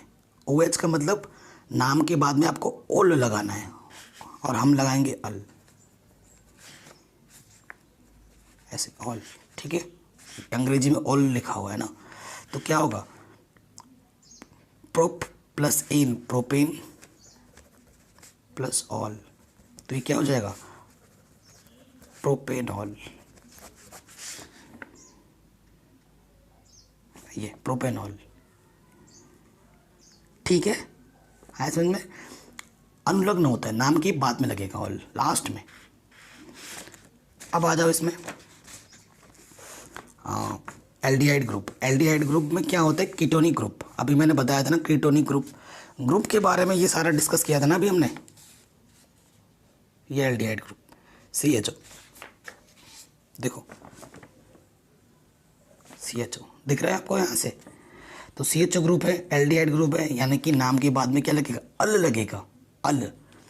तो कितने हैं, 1 2 3 यानी कि प्रोप। सारे यहाँ पर सिंगल बॉन्ड है, यहाँ डबल बॉन्ड मत देखना, यहाँ पर इन मत कर देना। ये आप खुद देखो ना, ये CH डबल बॉन्ड O यानी कि ये एल्डिहाइड ग्रुप है, मैंने ये ऐसे मेंशन कर दिया है, पूरा एल्डिहाइड ग्रुप है। ठीक है, ठीक है, देखो जब ये जो O है ना, ट्रिप्स एंड ट्रिक की बात कर रहा हूँ मैं, जब ये डबल बॉन्ड O एकदम बाद में लगेगा, लास्ट में लगा है, और यहाँ पर भी डबल बॉन्ड O लगा है, इसमें और इसमें अंतर है। जब डबल बॉन्ड O एकदम बीच में लगता है ना, तो वो ओन वाला है, ट्रिक्स बता रहा हूँ। और डबल बॉन्ड O एकदम लास्ट में लगेगा ना, तो वो अल वाला है। आपकी कन्फ्यूजन दूर हो गई। तो कितने कार्बन है, 1 2 प्रोप, सारे सिंगल बॉन्ड है इन, और ये डबल बॉन्ड O तो किसका है, अल का है। तो प्रोपेन अल, प्रोपेन प्लस अल, तो प्रोपेन प्लस अल क्या होगा, प्रोपेनल, प्रोपेनल ऐसे लिखेंगे। ठीक है, आया समझ में। अब देखो कीटोनिक ग्रुप में नाम के बाद में ओन लगाते हैं, सारे अनुलग्न है ना, मतलब सारे नाम के बाद में लगते हैं, सिर्फ नाम के पहले कौन लगता है, क्लोरो ब्रोमो आइडो। ठीक है, बाकी सारे नाम के बाद में ही लगेंगे, ध्यान रखना। ठीक है, ये टिप्स है और एक दे दिया मैंने आपको। इसमें देखो 1 2 3, ये बीच में डबल बॉन्ड है, यानी कि ये कौन सा कीटोनिक ग्रुप है। कितने हैं, 1 2 3 कार्बन है, यानी कि प्रोप। प्रोप सिंगल बॉन्ड है सारे, यानी कि एन, और ये डबल बॉन्ड है यानी कि कीटोनिक ग्रुप है, नाम के बाद में ओन लगता है। तो प्रोप, प्रोपेन प्लस ओन क्या हो जाएगा, प्रोपे ओन, तो प्रोपे नोन हो जाएगा ये। ठीक है, अगर आपको दिक्कत हो रही है ना, प्लीज़ गाइस आराम से समझ के करना। दिक्कत हो तो वीडियो को और एक बार पीछे जाके देख लेना, जब तक समझ में ना आगे मत बढ़ना। अब देखो कार्बोक्सिलिक अम्ल मतलब COH से जुड़ा होता है, ऐसा जब आपका डबल बॉन्ड O और OH दोनों एक साथ जुड़े हुए होंगे ना, टिप्स की बात हो रही है यहाँ पर। ठीक है, कैसे पहचानोगे, जब डबल बॉन्ड O और OH दोनों साथ में जुड़े हुए दिखें तो समझ लेना वहाँ पर क्या लगेगा, कार्बोक्सिलिक अम्ल है, कार्बोक्सिलिक ग्रुप है वहाँ पर। और नाम के बाद में ओइक एसिड जोड़ते हैं। ओइक एसिड तो अंग्रेजी में लिखते हैं और हिंदी में क्या लिखते हैं, ओइक अम्ल। क्या लिखते हैं, ओइक एसिड का मतलब अम्ल। कितने कार्बन है, 1 2 3 यानी कि प्रोप, सिंगल बॉन्ड एन, और इसका मतलब क्या है, ये कार्बोक्सिलिक ग्रुप है। और कार्बोक्सिलिक ग्रुप में नाम के बाद में क्या लगाते हैं, ओइक एसिड। ओइक एसिड का मतलब अम्ल। तो प्रोपेन ओइक, ठीक है, प्रोपेन प्रोपेन प्रोपेनोइक अम्ल। तो क्या हो जाएगा प्रोपेनोइक अम्ल, प्रोपेनोइक अम्ल, प्रोपेनोइक अम्ल। कार्बन 4 होता तो हो जाता ब्यूटेनोइक अम्ल, कार्बन 5 होता तो क्या होता पेंटेनोइक अम्ल, कार्बन 6 होता तो बेंजोनोइक अम्ल। ऐसे लिखते हैं हम, ठीक है। अब तो सिंपल बनते ही रखा है। अब तो इसमें एल्किन की बात कर रहा है, यानी कि डबल बॉन्ड होगा तो नाम के बाद में इन लगाते हैं, ट्रिपल बॉन्ड होगा तो नाम के बाद में आइन लगाते हैं। वो तो मैं पहले ही बता चुका हूँ। कितने कार्बन है 3, यानी कि प्रोप तो आएगा सारा। प्रोप 3 के लिए उदाहरण दिया है हमें। और डबल बॉन्ड है तो इन जोड़ दो, तो ये क्या प्रोप प्लस इन प्रोपीन, ठीक है। यहाँ देखो कितने कार्बन है 1 2 3, प्रोप ट्रिपल बॉन्ड है, नाम के बाद में आयन जुड़ेगा तो प्रोप प्लस आइन, ट्रिपल बॉन्ड के लिए आइन लगाते हैं तो प्रोप प्लस आइन प्रोपाइन, ठीक है। ये जो टेबल मैंने अभी आपको समझाया, प्लीज़ गाइस आपसे हाथ जोड़ के निवेदन है, समझ में ना आया तो प्लीज़ एक बार दोबारा इसको बैक करके देख लो, आपके मन की सारी दुविधाएं दूर हो जाएंगी, ठीक है। आपकी मन की सारी दुविधाएं दूर कर देगा वो। सो आराम से समझ के देखना, यही मैं आपसे निवेदन कर रहा हूँ। जब तक उस टेबल को आप नहीं समझोगे ना, आप जो नामांकन है वो उसे समझ नहीं सकते, आप उसे समझ नहीं सकते, ठीक है। तो आपसे रिक्वेस्ट कर रहा हूँ बार बार, उसको ज़रूर देख लेना, वरना उससे पहले आगे मत बढ़ना, ठीक है। आगे देखते हैं क्वेश्चन हम।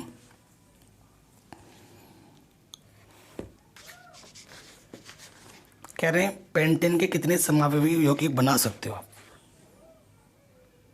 कितने समावयवी यौगिक बना सकते हो पेंटेन के, तो आप लिखोगे 3,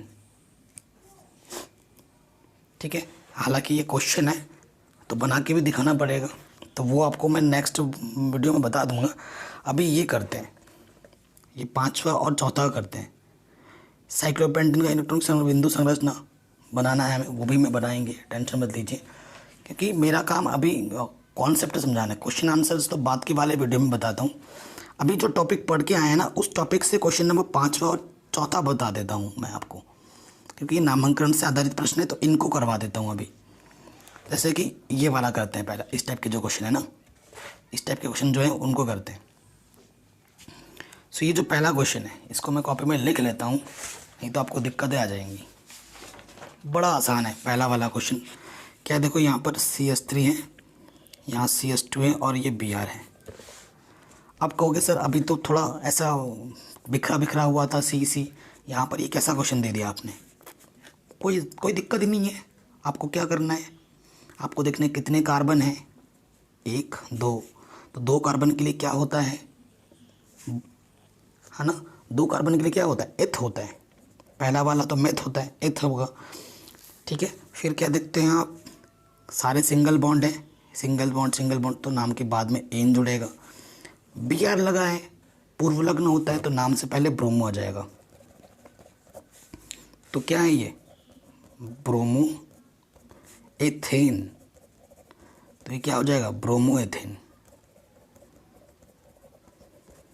तो ये पहला वाला क्या है ब्रोमो एथेन है, ठीक है। पहला वाला क्या है ब्रोमो एथेन है। दूसरे वाले उदाहरण पे आ जाऊँ, ये है H single bond C, H double bond O। देखो यहाँ डबल बॉन्ड O है, OH नहीं है यहाँ पर, तो कीटोनिक तो है नहीं, तो ये सॉरी कीटोनिक बोल रहा हूँ, ये कार्बोक्सिलिक अम्ल तो है नहीं। कार्बोक्सिलिक अम्ल कब होता है, जब डबल बॉन्ड O के साथ COH भी आता है, OH भी आता है। तो यहाँ पर क्या है एक ही कार्बन है और इसके साथ डबल बॉन्ड O है, और डबल बॉन्ड O है तो ये कौन सा ग्रुप है कीटोनिक, कीटोनिक, ठीक है। कीटोनिक ग्रुप है ये, कीटोनिक। और कीटोनिक ग्रुप के लिए क्या होता है क्लोरो ब्रोमो ही सिर्फ पूर्व लग्न होते हैं, बाकी सब अनुलग्न होते हैं। एक ही कार्बन है यानी कि मेथ, सिंगल बॉन्ड है एन, और ये डबल बॉन्ड O है यानी कि बाद में अल जुड़ता है, अनुलग्न है। तो ये मेथेन प्लस अल, तो ये क्या हो जाएगा मेथेन प्लस अल क्या होगा मेथेनल। तो ये क्या है मेथेनल है, एक ही कार्बन के लिए मेथ, सिंगल बॉन्ड एन और double bond O ketonic group है, अल जुड़ता है बाद में, तो मीथेन प्लस अल मिथेनल। ठीक है, ये चीज़ हो गया। तीसरे वाले उदाहरण पे आ जाओ। तीसरे वाला उदाहरण ये है, सी कितने 1 2 3 4 5 6, ठीक है 4 5 6, यहाँ पर ट्रिपल बॉन्ड है, यहाँ से बाकी एच एच जुड़ा हुआ है। ये है हमारा क्वेश्चन।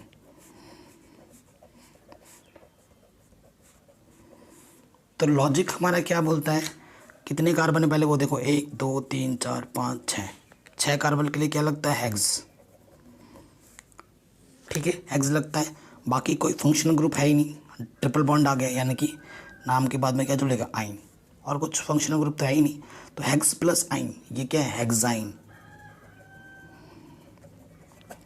ये क्या है, हेक्साइन। आराम से हो गया। ठीक है, तो ये क्वेश्चन ऐसे थे जिनका चित्र दिया हुआ था और उसका हम नाम लिख रहे थे।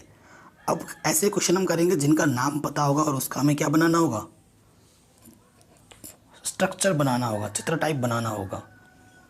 ठीक है, मैं वो भी आपको सिखा दे रहा हूँ बहुत ही सिंपल वे में। चलिए पहले क्वेश्चन में आ जाते हैं। पहला क्वेश्चन है, निम्न यौगिकों की संरचनाएं चित्रित कीजिए। संरचनाएं बनानी है। ठीक है, 4 क्वेश्चन है, इनको हम करते हैं। पहला है एथेनोइक अम्ल। एथेनोइक अम्ल समझ रहे हो आप, एल्डिहाइड ग्रुप लग रहा है यहाँ पर, एल्डिहाइड बोल रहा हूँ, ओइक ग्रुप लग रहा है और कार्बोक्सिलिक ग्रुप लग रहा है यहाँ पर। ठीक है, एथ बोला है, नाम से पहले समझो, एथ का मतलब कार्बन यहाँ पर 2 होंगे।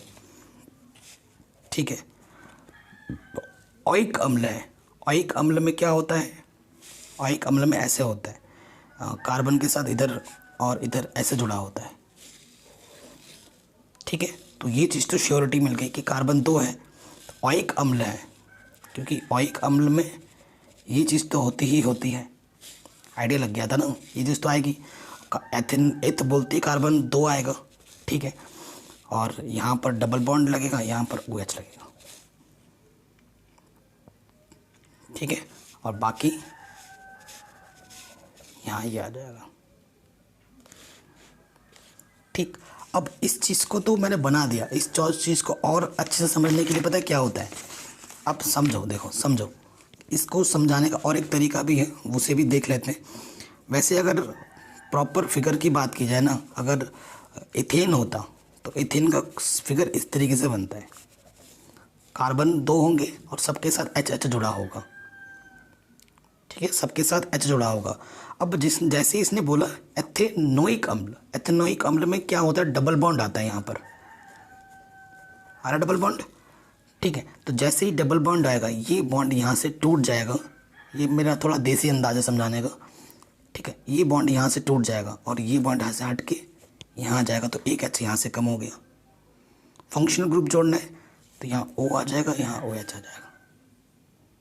ये मेरा देसी अंदाज़ है समझाने का। ठीक है, हट गया, ऐसे हो गया आराम से।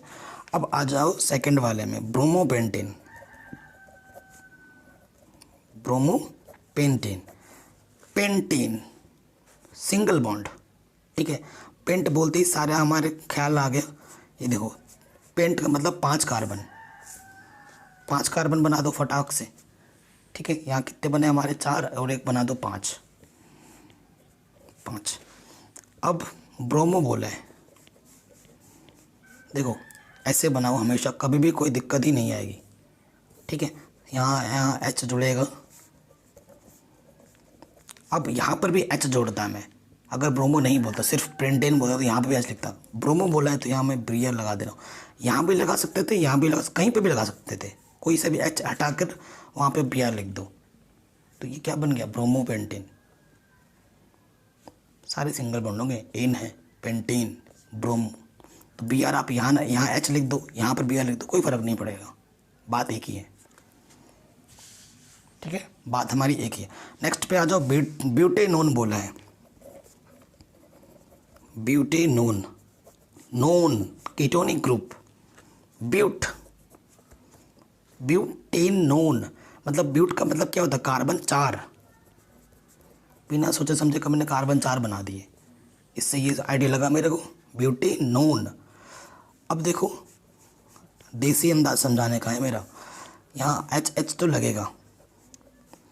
अब मैंने आपको बताया ब्यूटेनोन है, ब्यूटेनोन, नोन का मतलब होता है double bond O, double bond O जुड़ेगा, कीटोनिक ग्रुप है ये।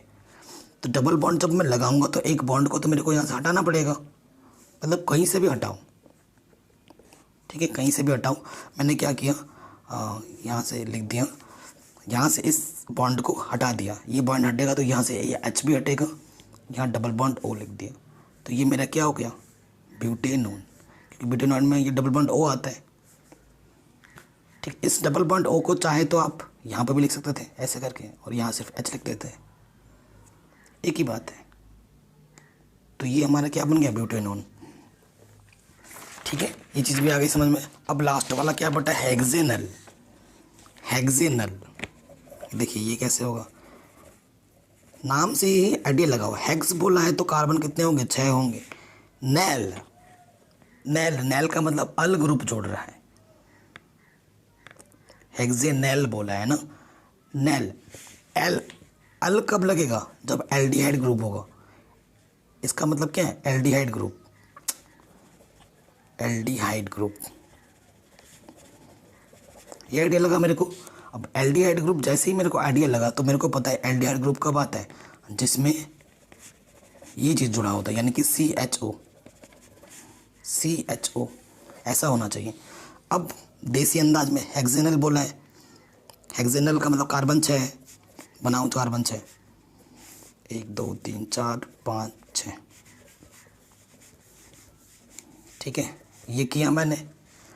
अब मेरे को तो पता है कि भैया नेल बोला है तो ये चीज़ आएगी, यानी कि यहाँ से मेरे को ऐसे होता है प्रॉपर इन सब में एच जुड़ा हुआ है, यहाँ पर डबल बॉन्ड हो आएगा, तो यहाँ से एक बॉन्ड मेरे को हटाना पड़ेगा, यहाँ लगाना पड़ेगा, तो यहाँ से एच नहीं लिखूँगा मैं, यहाँ पर हटा दिया मैंने तो यहाँ ओ लग गया, और यहाँ एच है, बाकी सब में एच जोड़ दो।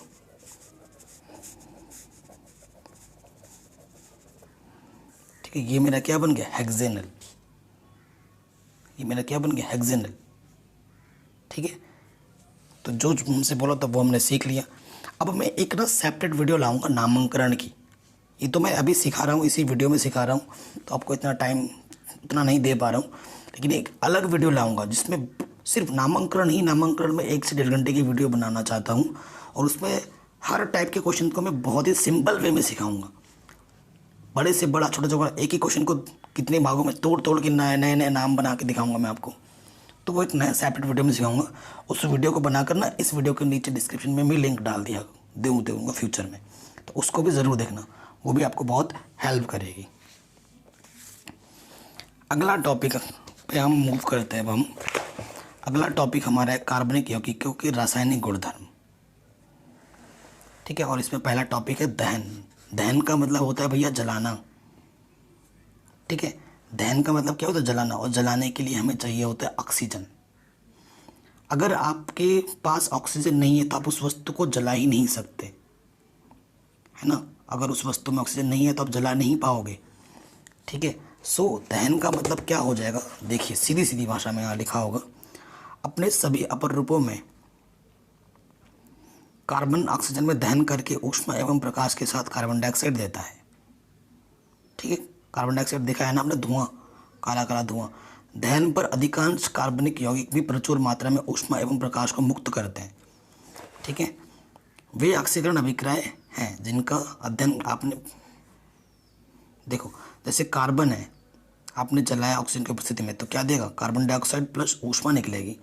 जब भी कोई चीज़ जलाते हो ना आप, धुआं भी निकलता है, कार्बन डाइऑक्साइड निकलता है, और साथ ही साथ उसमें से जलती है ना तो प्रकाश या फिर ऊष्मा निकलती है।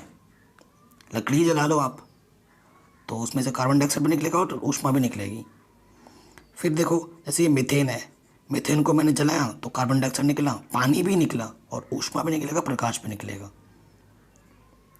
ठीक है, ऑक्सीकरण अभिक्रिया क्या होती है, ऑक्सीजन का योग, इन सब में देखो ऑक्सीजन की एडिशन हो रही है, तो ऐसी अभिक्रिया क्या है, ये ऑक्सीकरण अभिक्रिया भी है। तो दहन का मतलब क्या हो रहा है कि ऑक्सीकरण अभिक्रिया है ये। दहन मतलब जलाना, जलाने के लिए मुझे ऑक्सीजन चाहिए, ऑक्सीजन चाहिए, यानी कि ये कैसी अभिक्रिया है, ऑक्सीकरण अभिक्रिया है। ठीक है, तो ये हमने सीख लिया। इस टॉपिक को खुद से पढ़ना, क्यों जलते हुए पदार्थ ज्वाला उत्पन्न करते हैं अथवा क्यों नहीं करते हैं। जो जल रहा है वो ज्वाला यानी कि ऊष्मा ही क्यों उत्पन्न करता है, इसको पढ़ना। पढ़ के मेरे को आपने क्या समझा वो मेरे को कमेंट करके बताना। जो सही सही बोलेगा उसका मैं रिप्लाई करूँगा और उसका नाम दूसरे वीडियो में ज़रूर लूँगा। कोयला तथा पेट्रोलियम का निर्माण कैसे होता है, ये आपने सामाजिक विज्ञान में भी ज़रूर पढ़ा होगा। कोयला और पेट्रोलियम कैसे बनते हैं, कैसे इनका निर्माण होता है। ठीक है, तो ये चीज़ आप पढ़ना आराम से, खुद ही पढ़ के खुद ही समझ जाओगे, क्योंकि ये पहले भी मैं बता चुका हूँ, है ना। SSTP में भी पढ़ा रखा है, पढ़ा होगा आपने, तो इसको ज़रूर पढ़ना, आप अपने आप समझ जाओगे। फिर आते हैं ऑक्सीकरण, नया टॉपिक जो है, ये ऑक्सीकरण पहले ही पढ़ चुके हैं। नेक्स्ट पढ़ते हैं संकलन अभिक्रिया। ठीक है, यहाँ पर लिखा हुआ है ना लास्ट में, ये वाला टॉपिक संकलन अभिक्रिया, इसके बारे में पढ़ लेते हैं। कह रहे हैं पेडिलियम अथवा निकेल जैसे उत्प्रेरकों की उपस्थिति में असंतृप्त हाइड्रोजन जोड़कर संतृप्त हाइड्रोकार्बन देते हैं। ठीक है, उत्प्रेरक वे पदार्थ होते हैं जिनके कारण अभिक्रिया भिन्न दर से आगे बढ़ती है। मतलब उत्प्रेरक का काम क्या होता है, अभिक्रिया को गति प्रदान करना, चाहे वो गति धीमी हो चाहे वो गति जल्दी हो। उत्प्रेरक क्या करता है, अभिक्रिया को गति प्रदान करता है, विभिन्न दर से आगे बढ़ाती है, जो अभिक्रिया को प्रभावित नहीं करती है। मतलब अभिक्रिया में अगर सपोज करो जल, उस अभिक्रिया में पानी बनना है, तो अगर आपने उत्प्रेरक डाल दिया तो उत्प्रेरक का काम क्या है, अभिक्रिया को या तो धीमी करेगा या जल्दी करेगा, लेकिन जो बनना है वो तो बन के ही रहेगा, उसको प्रभावित नहीं कर सकता है, लेकिन उसकी गति को ज़रूर प्रभावित करता है उत्प्रेरक। कभी कभी फास्ट कर देता है, फटाक से बना देगा, कभी धीमी कर देगा। तो उत्प्रेरक गति बढ़ाता है लेकिन उसके प्रभाव को कम नहीं कर सकता। ठीक है, मतलब ये नहीं कि किसी अभिक्रिया में पानी का बनना है तो ये नहीं कि पानी नहीं कुछ और बन रहा है, ऐसा नहीं होता, बनेगा वही, लेकिन कभी कभी उत्प्रेरक क्या करता है, उस चीज़ को जल्दी बनाने का प्रयत्न करता है या फिर धीरे बनाने का प्रयत्न करता है, गति देता है, उसको कहने का मतलब है। ठीक है, इसका एक बहुत ज़्यादा उदाहरण है, जो वनस्पति घी नहीं होती है, हम अपने घरों में जो घी खाते हैं पैकेट में जो आता है, या फिर घी का जो बड़ा पैमाने पे जो निर्माण होता है ना फैक्ट्रियों में, वो इसी आधार पर होता है। ठीक है, उसे हाइड्रोजनीकरण अभिक्रिया भी कहते हैं, तो वो भी हम अभी आगे पढ़ेंगे डिटेल में। कह रहे हैं निकेल प्रेरक का उपयोग करके सामान्यतः वनस्पति तेलों के हाइड्रोजनीकरण में इस अभिक्रिया का उपयोग होता है। वनस्पति तेलों में सामान्यतः लंबी असंतृप्त कार्बन श्रृंखलाएं होती हैं, जबकि जंतु वसा में संतृप्त कार्बन श्रृंखलाएं होती हैं। तो देखो ये C+C, यहाँ पर RR, फिर निकेल उत्प्रेरक लगाया हाइड्रोजन की उपस्थिति में, तो ये बन गया। ठीक है, तो नेक्स्ट वीडियो में मैं आपको हाइड्रोजनीकरण अभिक्रिया, ये तो मैं समझा रहा हूँ इस वीडियो में, है ना, सभी चीज़ों को हम समझ रहे हैं, चैप्टर को समझ रहे हैं। एक नेक्स्ट वीडियो आएगा जिसमें हम क्वेश्चन ही क्वेश्चन करते हैं, वो तो आपको पता ही होगा ना। ओके, अब आ जाते हैं नेक्स्ट टॉपिक, एथेनॉल के गुणधर्म। एथेनॉल क्या होता है, जो दारू नहीं होता एल्कोहल को हम क्या बोलते हैं, एथेनॉल बोलते हैं। तो उसके क्या गुणधर्म है वो हम पढ़ेंगे। कह रहे हैं अगर आप सोडियम के साथ एथेनॉल की अभिक्रिया कराओगे ना, ये सोडियम है और ये मेरा एथेनॉल है, देखो 2 कार्बन है और इसके साथ OH जुड़ा है, यानी कि ये क्या है, एथेनॉल। तो हमारे पास क्या बनता है, सोडियम एथोक्साइड बनता है, ये है ना, ये बना सोडियम एथोक्साइड। कहते हैं एल्कोहल सोडियम के साथ अभिक्रिया कर हाइड्रोजन गैस उत्पन्न करती है, और एथेनॉल के साथ अभिक्रिया दूसरा उत्पाद सोडियम एथोक्साइड बनाता है। ठीक है, कह रहे असंतृप्त हाइड्रोकार्बन बनाने की अभिक्रिया 443 केल्विन ताप पर एथेनॉल अधिक के सांद्र सल्फ्यूरिक अम्ल के साथ गर्म करने पर एथेनॉल का निर्जलीकरण होकर एथीन बनता है। ठीक है, ये 2 चीज़ें आप पढ़ के लिख लेना। फिर है नेक्स्ट टॉपिक, एल्कोहल का जो उपयोग है ना वो ईंधन के रूप में भी करते हैं। देखो कैसे, कह रहे गन्ना सूर्य के प्रकाश को रासायनिक ऊर्जा में बदलने में सर्वाधिक सक्षम होता है। गन्ने का रस मोलेसस बनाने के उपयोग में लाया जाता है। मोलेसस मतलब सीरा, जिसका किण्वन करके अल्कोहल तैयार किया जाता है। आप शायद अगर गाँव में रहते होंगे तो आपने देखा है कि जो दारू बनाते हैं ना, जो घर पे देसी दारू बनाते हैं, वो क्या करते हैं, पहले गुड़ खरीद के लाते हैं और गुड़ खरीद के ला के वो सीरा बनाते हैं। सीरे से फिर वो किसी तरीके से वो दारू बनाते हैं। दारू का मतलब, दारू तो देसी भाषा में बोलते हैं ना, अल्कोहल बनाते हैं। कुछ देशों में अल्कोहल में पेट्रोल मिलाकर उसे स्वच्छ ईंधन के रूप में इस्तेमाल किया जाता है। यह ईंधन पर्याप्त ऑक्सीजन होने पर केवल कार्बन डाइऑक्साइड एवं जल उत्पन्न करता है। अब आते हैं नेक्स्ट टॉपिक, एथेनॉइक अम्ल के गुणधर्म। कहते हैं एथेनॉइक अम्ल को सामान्यतः एसीटेट अम्ल कहा जाता है। ठीक है, ऐसे मार्क कर लेना कि एथेनॉइक अम्ल को हम एसीटेट अम्ल भी कहते हैं। फिर क्या रहे, एसिटिक अम्ल को के 3 से 4% विलयन को सिरका कहा जाता है। ठीक है, एवं इसे अचार में परिरक्षक के रूप में इस्तेमाल किया जाता है। मतलब अचार सड़ता नहीं है अगर सिरका का प्रयोग करोगे तो।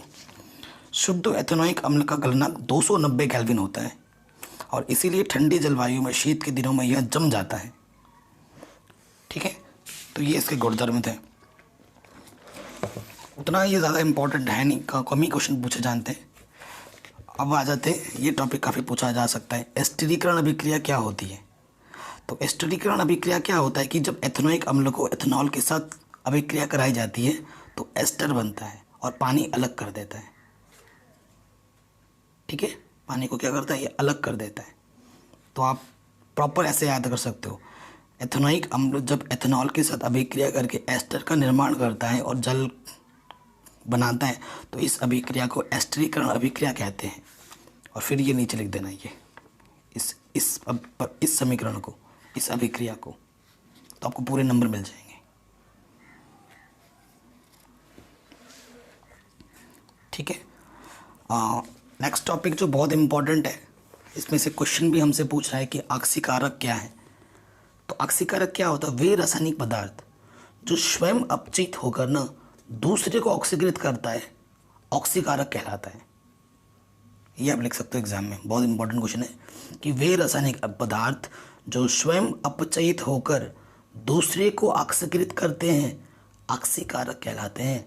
उदाहरण के लिए अगर आपको लिखना चाहो यहाँ पर, तो उदाहरण इसका है, बहुत सारे उदाहरण है वैसे तो, KMnO4 है और मैं दे सकता हूँ K2Cr2O7 है, ऐसे ही बहुत सारे हैं। तो ये 2 उदाहरण याद रख लेना आप। ठीक है, ये शानदार क्वेश्चन है। नेक्स्ट जो टॉपिक है हमारा वो है साबुन और अपमार्जक। ठीक है, साबुन आपने ज़रूर देखा होगा, साबुन आप घर पे लगाते हैं। साबुन भी 2 टाइप के आप यूज़ करते हो, डिटर्जेंट का अलग होता है, जो बॉडी पे यूज़ करते हो वो दूसरा टाइप का होता है ना। अपमार्जक क्या होता है उसके बारे में हम पढ़ेंगे। तो इससे पहले मैं पढ़ूँ, उन्होंने NCERT में देखो इन्होंने मिशेल दिखा रखा है। मिशेल क्या होता है, मिशेल का निर्माण के बारे में थोड़ा जान लेते हैं, क्योंकि इसका उपयोग साबुन की सफाई क्रिया विधि को समझाते वक्त मेरे को बताना पड़ेगा। तो यहाँ देख लेते हैं, फिगर पहले ही आ रखा है तो देख लेते हैं। कह रहा, अगर मैं आपको बताऊँ ना, कपड़े जो हम पहनते हैं, अगर आपको ने कभी नोटिस नहीं किया तो ध्यान से देखना, कोई भी कपड़ा जो गंदा होता है ना, चाहे आपका कॉलर हो, चाहे आपका कहीं से भी कपड़ा गंदा हुआ है, मिट्टी मिट्टी है, तो देखना जो मिट्टी आपकी बाहर होती है, मतलब ज़मीन पे जो मिट्टी है वो थोड़ा शुष्क होगा, वो जो गंदगी है शुष्क होगी। लेकिन आपके कॉलर में जो दाग लगा है, कॉलर में जो गंदगी है वो थोड़ी ऑयली होगी, देखना, ये गारंटी है, थोड़ी ऑयली चिपचिपी ज़रूर होगी, वो चिपक जाते हैं।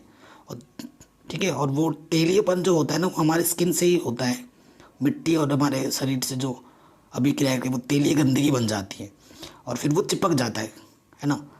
अब आप अगर आपने देखा होगा, कोई बच्चा होता है, कोई लोग होते हैं जो कई दिनों तक पहनते हैं एक ही कपड़े को, या रास्ते पे जो लोग घूमते हैं ना पागलों की तरह, वो जो उनकी मजबूरी होती है, वो एक तरीके से देखा जाए तो, बट क्या कर सकते हैं, और उनके कपड़ों को अगर देखोगे आप तो उनके कपड़ों में बहुत ज़्यादा गंदगी हो जाती है और उनकी गंदगी जो मिट्टी मिट्टी होता है ना, वो एकदम चिपचिपा टाइप हो जाता है, यानी कि ऑयली है। तेली है, तो गंदगी हमेशा तेली रूप में होती है। जो गंदगी होती है ना उसमें फैटीपन आता है, तेलीपन होता है। तो देखो इस गंदगी को दिखा रही तेल की ये बूंद है, ठीक है, और ये सोडियम Na पॉजिटिव है। तो ये क्या बनाते हैं, एक श्रृंखला के टाइप के बनाते हैं और इसे बोलते हैं मिशेल, ठीक है। तो अभी हम डिस्कस करते हैं कि कैसे सफाई विधि होती है। कह रहे हैं अधिकांश जो मैल होता है ना वो तेली होते हैं, और आप जानते हैं कि तेल पानी में अघुलनशील है। अगर पानी में तेल डालोगे तो वो घुलता नहीं है। साबुन के अणु लंबी श्रृंखला वाले कार्बोक्सिलिक अम्लों के सोडियम एवं पोटेशियम लवण होते हैं। जो साबुन होता है ना हमारा, वो कार्बोक्सिलिक अम्लों के सोडियम एवं पोटेशियम लवण होते हैं। साबुन का आयनिक भाग जल से, जबकि कार्बन श्रृंखला से तेल से पारस्परिक क्रिया करती है।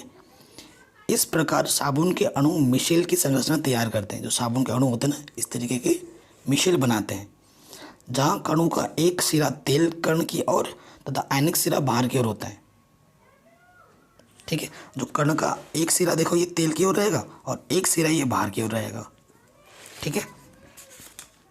इसमें पानी का इमल्सन होता है, इमल्सन बनता है। और क्या होता है ना, साबुन का मिशेल मैल को पानी बाहर निकालने में मदद करता है। जो मैल के अंदर जो पानी है ना उसको बाहर निकालने में मदद करता है, और हमारे कपड़े फिर क्या हो जाते हैं, इस अभिक्रिया के पश्चात साफ होने लगते हैं। तो इतना अगर आया लिख दोगे ना साबुन की क्रिया विधि में तो आपको पूरे नंबर मिल जाएंगे, ठीक है। और इसका डिटेल अगर आप देखना चाहो तो ये एक प्रैक्टिकल के तौर पे बनाया हुआ है, इसे आप पढ़ सकते हैं, लेकिन आप ज़रूरी नहीं है। अब इसमें क्वेश्चन है, क्या आप डिटर्जेंट पाते हो ना, सर्फ जिसे हम बोलते हैं, क्या बोल रहा है, क्या आप डिटर्जेंट का उपयोग कर बता सकते हैं कि कोई जल कठोर है अथवा नहीं। अच्छा पहले बात तो करते हैं भाई कठोर जल क्या होता है और सामान्य जल क्या होता है। देखो कठोर जल वो होते हैं जो नदी में है, नदी का पानी है, तालाब का पानी है, कठोर जल बोला जाता है, ठीक है। कठोर जल का जो फॉर्मूला होता है ना वो होता है D2O, और जो हमारा सामान्य जल होता है ना पीने वाला पानी वो होता है H2O। तो ये होता है सामान्य जल और ये होता है कठोर जल, ठीक है। तो कठोर जल को हम पी नहीं सकते, सामान्य जल को हम पी सकते हैं ना, जो क्योंकि जल ही जीवन है, ठीक। जल के बिना खाने के बिना आप रह सकते हो, एक हफ्ते तक जीवित रह सकते हो, जल के बिना नहीं, ठीक है। तो जल बहुत ज़रूरी है, जल ही जीवन है, और जल से ही हमारा 70% बॉडी जल से ही है ना, हम जानते हैं। तो जल तो बहुत ज़रूरी है। तो पानी बचाओ, पानी का सदुपयोग करो, पानी की बर्बादी कम करो, कोई कर रहा है तो उसे रोको। कठोर जल नदी में, तालाब में है ना, कहीं पर पानी जमा है तो वो कठोर जल है। सामान्य जल जो हैंडपम्प से हम निकालते हो, जो साफ़ होता है पीने लायक, उसे हम सामान्य जल बोलते हैं।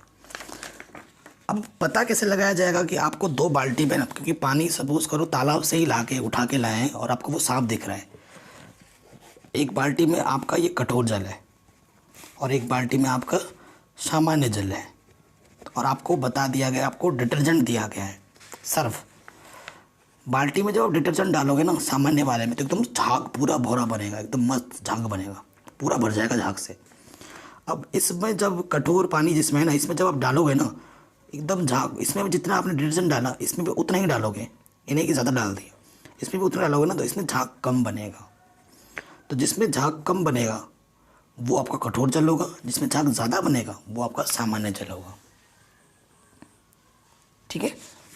तो ये ऐसे पता लगा सकते हैं कि भैया अगर डिटर्जेंट डालने पर जिसमें कम झाग बन रहा है वो सामान्य जल है, और जिसमें ज़्यादा झाग बन रहा है, जिसमें ज़्यादा झाग बन रहा है वो सामान्य जल है, और जिसमें कम झाग बन रहा है वो कठोर जल है। तो इस तरीके से हम बता सकते हैं। तो इस तरीके से हमारा ये चैप्टर पूरा मैंने आपको ऊपर से अच्छे तरीके से समझा दिया है। सजाती हुई सरणी, समझाती सरणी के बारे में भी मैंने बताया है। ये इस चैप्टर का इंट्रोडक्शन टाइप वीडियो था, समझा है अभी हमने। अभी इसके बाद इसी चैप्टर का दूसरा वीडियो आएगा जिसमें हम सारे क्वेश्चन आंसर डिस्कस करेंगे। वहाँ पर भी हम टॉपिक को डिस्कस करेंगे, ये नहीं कि सिर्फ ऊपर से बता दिया, ऐसा कुछ नहीं है। क्वेश्चन को जब मैं बताऊँगा उसको दोबारा से समझाऊँगा भी, ताकि आप चीज़ों को समझ सको और अच्छी तरीके से। अगर वीडियो पसंद आई तो प्लीज़ लाइक शेयर ज़रूर कर देना। Thanks for watching.